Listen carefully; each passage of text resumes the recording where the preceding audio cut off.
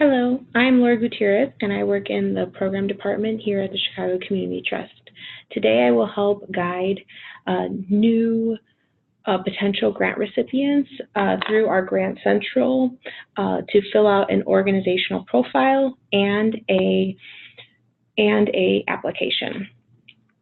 So first, in order to access the GrantCentral website, you can either go on to cct.smartsimple.com, or you can navigate through our Chicago Community Trust website. When you scroll to the left-hand side, as you scroll down, there is a login button. Once you click login, you'll be redirected to account logins. One area is for donors to log into Instant Impact, and the next right below that is for nonprofits looking to log into GrantCentral. There are two links. Either you can log into GrantCentral or create an account. Either way, you will be redirected to the GrantCentral website. From there, you will be able to view this website. This is where you can either log in right on the right-hand side. If you have a login but maybe forgot your password, you're able to access that as well. On the left-hand side, if it says New to GrantCentral and you'd like to register a new account, you will click Register here. Once you click on that link, you will be directed you'll be prompted to ask which kind of nonprofit are you, what kind of organization do you serve. So the first link is a nonprofit organization with evidence of a tax-exempt status under 501c3. If you have that information, if you have an EIN, you'll be able to click on that link. If you have you're a nonprofit that will have a nonprofit a 501c3 fiscal agent, then you can click on the second one, a nonprofit organization using a 501c3 fiscal agent. So this is a fiscal agent or sponsor. This is a nonprofit organization that is going to receive the money on your behalf and disperse it to you accordingly. So they take that fiduciary responsibility. So usually you will have a conversation with a fiscal sponsor ahead of time before you select one, just to make sure that they are willing to take on that responsibility, and that if there's any fees as well. If you have questions about this or would like some recommendations, the Chicago Community Trust Program Department will be able to assist you with that. The third option is none of the above, but have received previous funding from us, which is in some cases a possibility. So that's why we have that there. If you do, feel free to reach out to us beforehand, but you can actually click that as well. And then the last one is none of the above. So for this specific registering of a new organization, we're going to click the first one and press continue. A little website will pop up saying, a little prompt will pop up saying, leave site. Yes, please leave that site. And once you click on that, it'll take you through. As you can see, we do put all of our directions on each page, so please read thoroughly before filling out. Once we get questions in, we make sure that we try to answer. If there's a lot of frequently asked questions, we'll put that up on the site, just because, if our website is maybe not intuitive or clear enough, we will try our best to make sure it is. As you can see, if you are a new user, you can click the Irs Database and it will fill in all this information for you. So when we click search Irs Database, this pop-up will be shown, and you can either look up a specific EIN or you can type in a name. So for this, for an example, I would put Jane Addams, and once we click on that, we'll be able to search all of the organizations that have that name inside. And it'll have already all of the information included. So for this, I'm just going to click Jane Addams Resource Corporation, and that's in the Baltimore area. I'm clicking on it, and it will automatically populate all that information for us. So once it's automatically all populated, you are set. If you are a newer EIN or a new nonprofit 501c3, maybe just received 501c3 status within the last 6 months or so, it might not be in this database, which in that case, you will be able to work with our organization to put in, we will scan in and manually enter you all in. On the bottom part is the contact information. This is the information about the person who will be filling out grants. You'll be able to add more people later on, but for this, you'll be able to start this. So you'll be the admin per se, and so you'll want to put in an email. All of the areas that have a red asterisk in it, you will want to fill in, or else you won't be able to press the submit, or it won't let you move forward. Once you fill out all this information, you can press submit, and you will get an email stating, just verifying who you are. And once you're done with that, you'll be able to click on it and log in. Once you log in, this is what you will see. You will see a welcome page with 5 tabs up top. So if it's the current tab open, it will show as white, and the other ones are able to be clicked on. Your first tab is the Welcome tab, which includes all the information about GrantCentral, about the trust and what we currently fund. So if you have some questions, we have information about our general operating grants, our responsive grants, collaborative philanthropy, and any sponsorships. It says for any current and upcoming open RFPs, you'll see funding opportunities, which I'll show you in just a bit. But as you scroll down, you'll be able to see the to-do and messages. The to-do will have, if you do receive a grant from us and you have a final report that's due or a contingency report, you'll see all of that in this area. It'll show you the due date, which grant idea was for, and so forth. The next set is messages, and that is so you can contact us directly through GrantCentral. We will receive the message. Usually the grants department will forward it over to that person, and then we'll respond accordingly. And you'll be able to receive messages through here. Usually we send a message, and then we also follow up directly. As you scroll back up, you'll be able to click on funding opportunities, and you'll see all of the open opportunities right at this moment. Some applications are invite only, which I will show you where they will be. But for this particular, if you want to click on more details, you'll click on details, and it'll show all of the information on that RFP, the request for proposal. And then you'll be able to either apply now or work accordingly or ask questions. The next tab is actually applications. So this is any open applications, which we will talk about later. But if you have an application that was submitted to you, invite only, you'll see that application here in this, and it will show under draft status. And until you submit, it'll show submit status as well. You'll be able to also see application history, so anything else that you might have submitted, and anything that may have been on hold or even potentially declined. The next tab is the Grants tab. This is any grant that you have received at this moment. So you'll be able to see what type of funding, all of the funding that you've received from or through the Trust GrantCentral website. You'll be able to view that here. The last tab is the tab I will be focusing most on right now. That's the organizational profile. This is so important that you fill it out as thoroughly and completed as you can, as we do have, this is how most of our recommendations, we view all of the information that is input, and we then will ask questions accordingly. So to prevent any further questions regarding information from here. We'd say fill out as much, it is mandatory to fill out asterisks, the red, anything that has a red asterisk, but if you can fill out anything else, that makes it super helpful for us as well.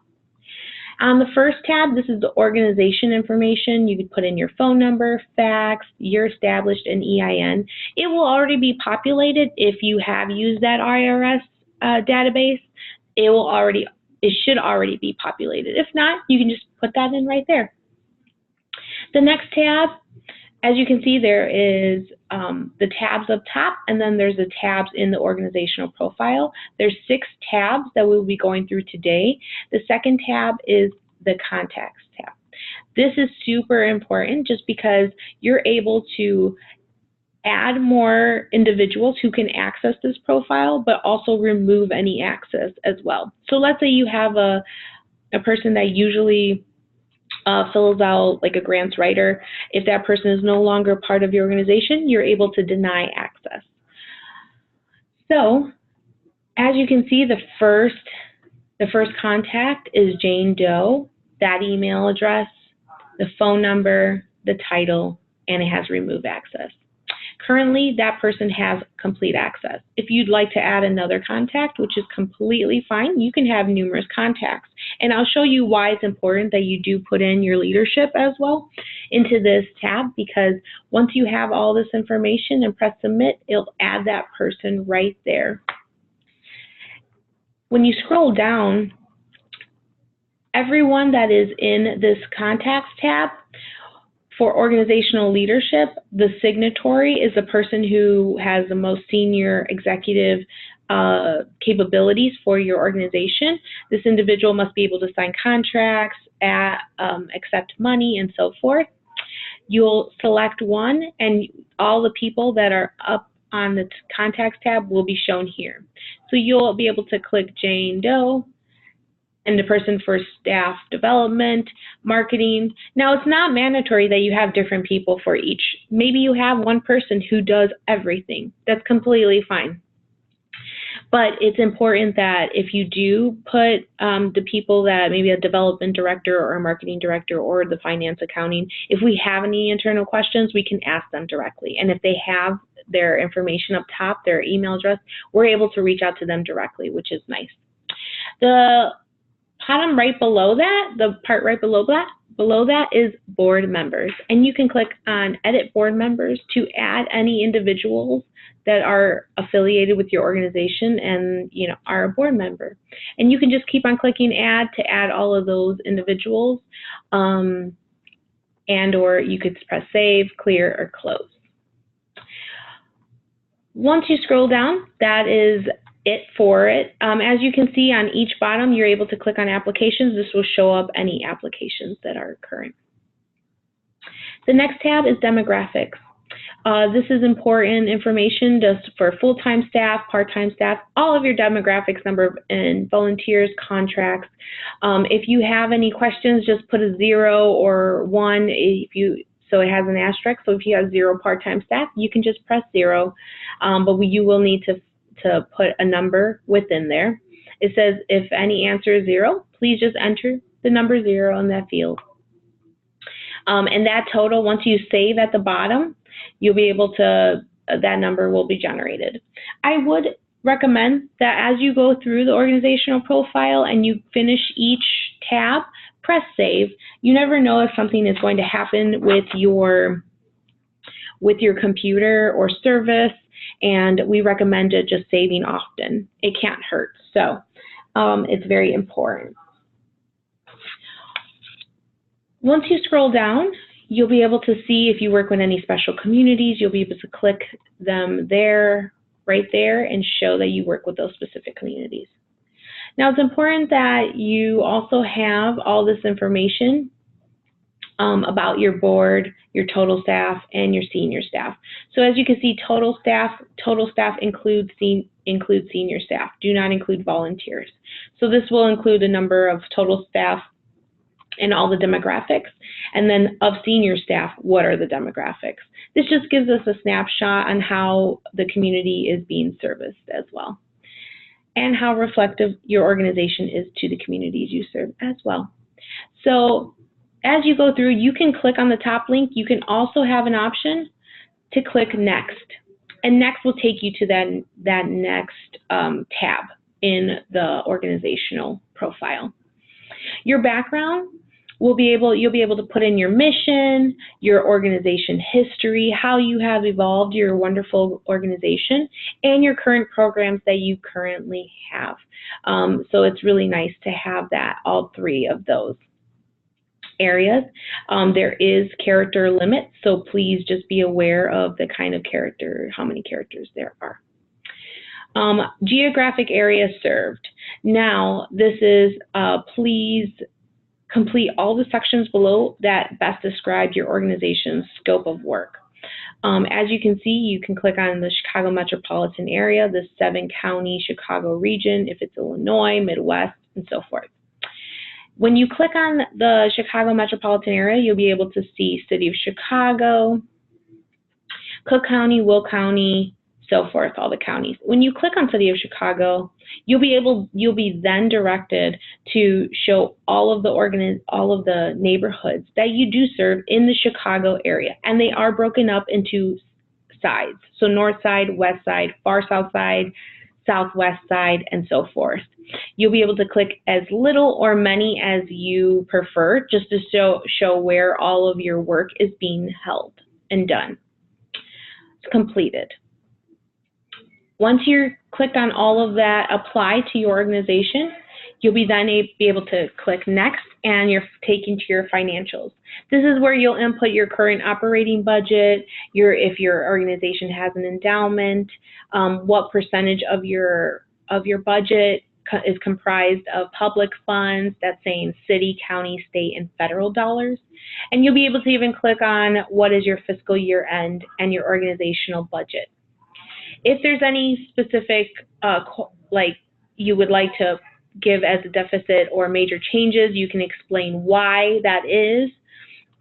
You'll be able to show your experience, like if you experience any significant fluctuation over the past 3 years, and you'll be able to put in any other notes as well.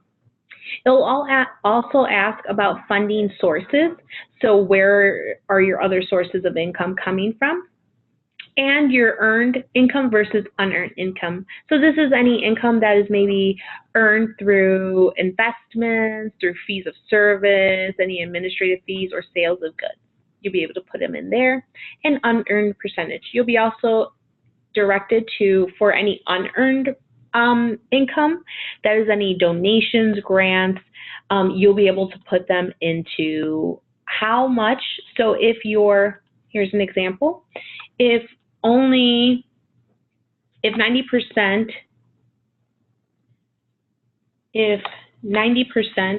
is part of your earned income and only 10% is your unearned income, from individual donors, of that 10%, of the 10% unearned, what percentage is the individual donors? Is it only 2%?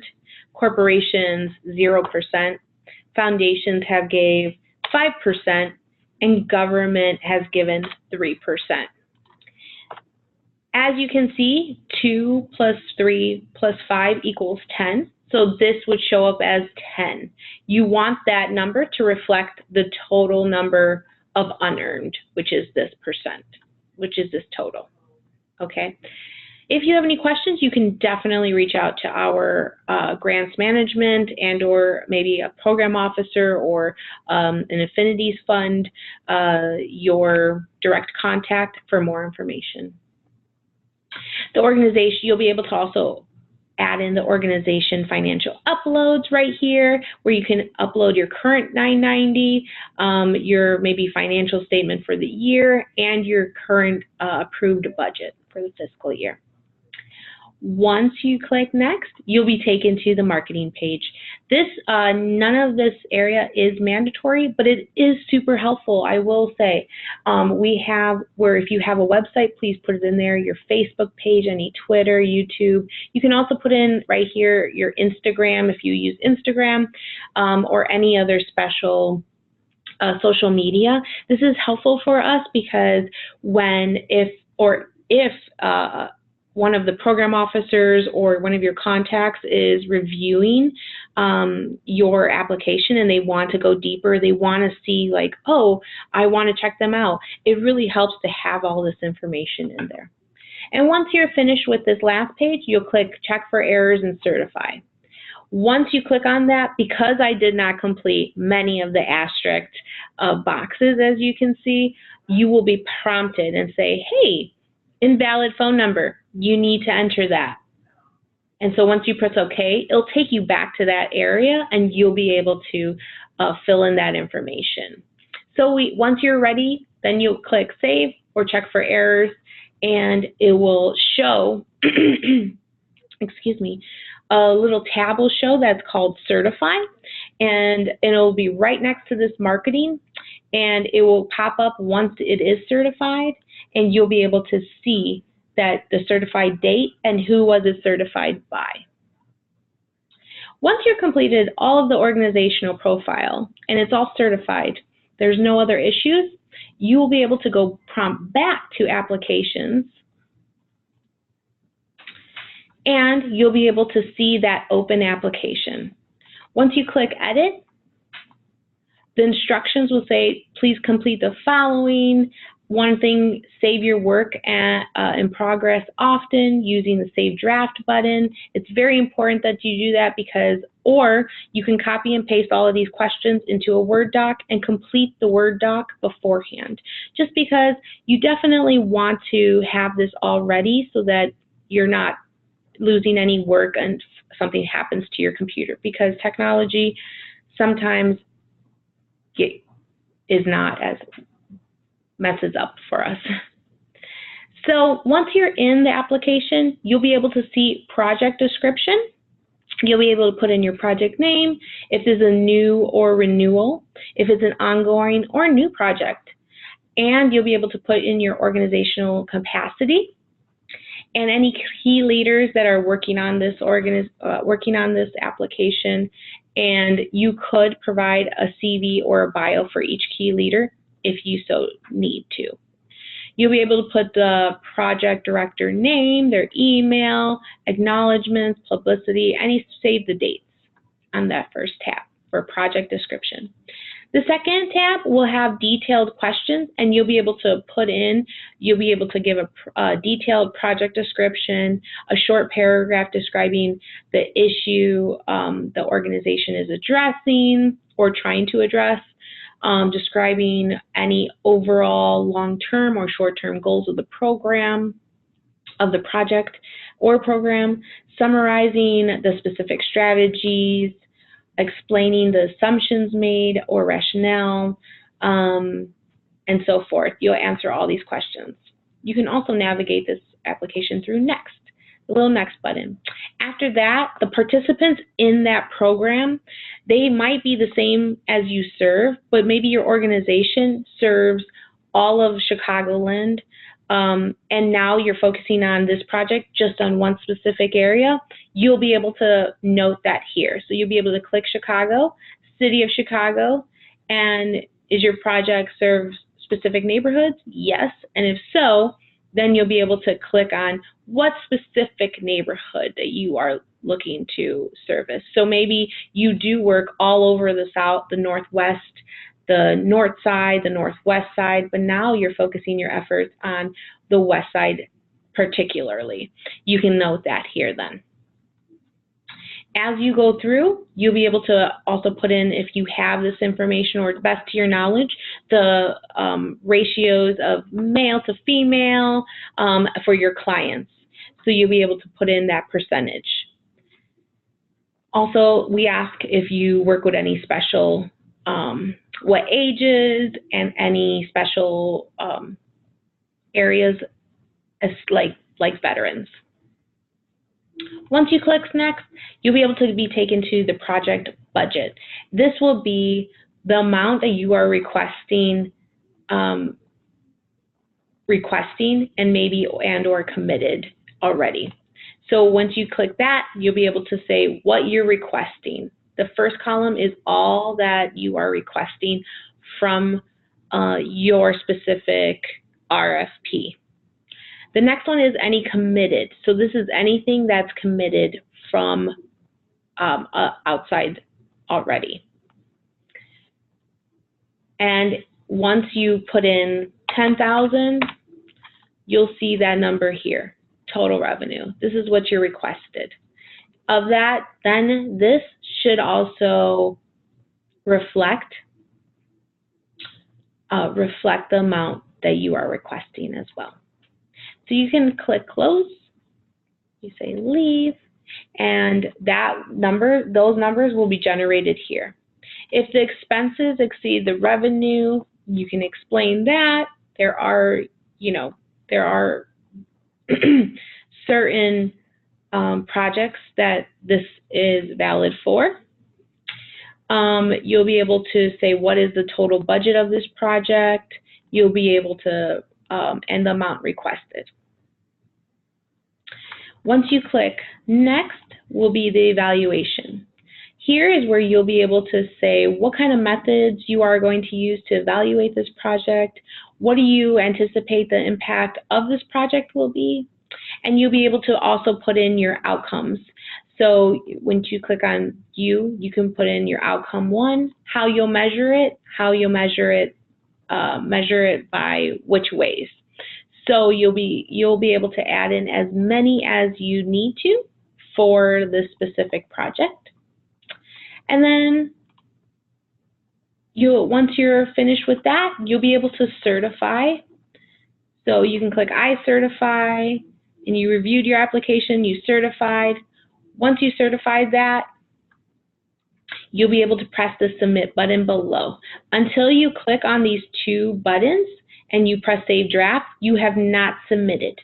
So once you click on these 2 buttons, then the submit button will come up. You'll be able to click submit, and once you go back into applications, this status will no longer say draft, it will say submitted.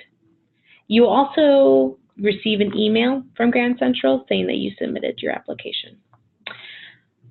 So I'd like to thank you today for listening in on how to become a user within the GrantCentral system, how to fill out your organizational profile, and how to fill out your application.